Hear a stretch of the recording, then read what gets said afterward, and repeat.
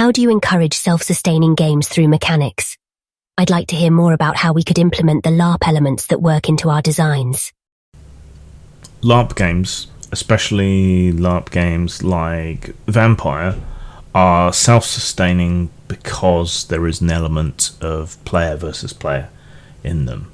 That also tends to cause a great deal of drama and upset in those games, because everyone feels that they're the hero of their own story and that they shouldn't fail. And people cheat. That's the other problem.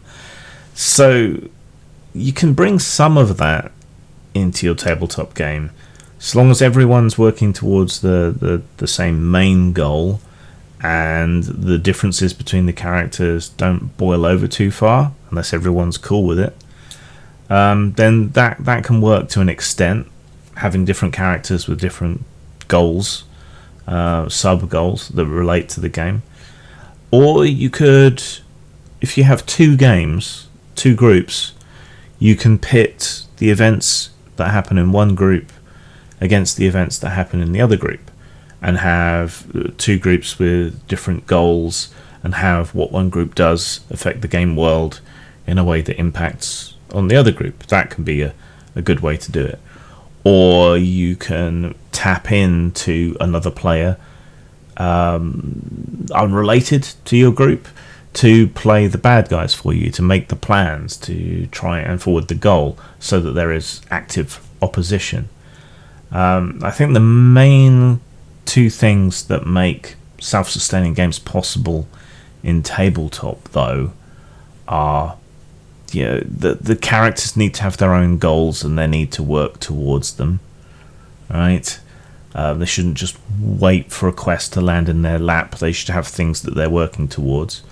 So that's something you need to encourage from the players, and then they'll take care of a lot of what goes on in the game for you. And the second thing I'd say is consequences. When a character or a group does something, it should be consequential to the world. It should have knock-on effects that they can see in the world.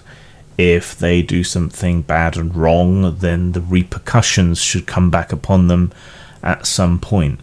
I make this very explicit and very bad in Actual Fucking Monsters, where every bad deed that you do that could conceivably be found out is given a sort of dice timer, and as time goes on, those things come to bite you on the ass, inevitably.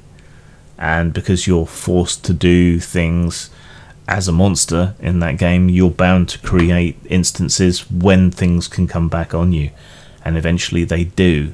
So I think that is another way of making games self-sustaining. For every action, there is a reaction and a secondary set of effects and a tertiary set of effects, and as far as you want to go, turtles all the way down.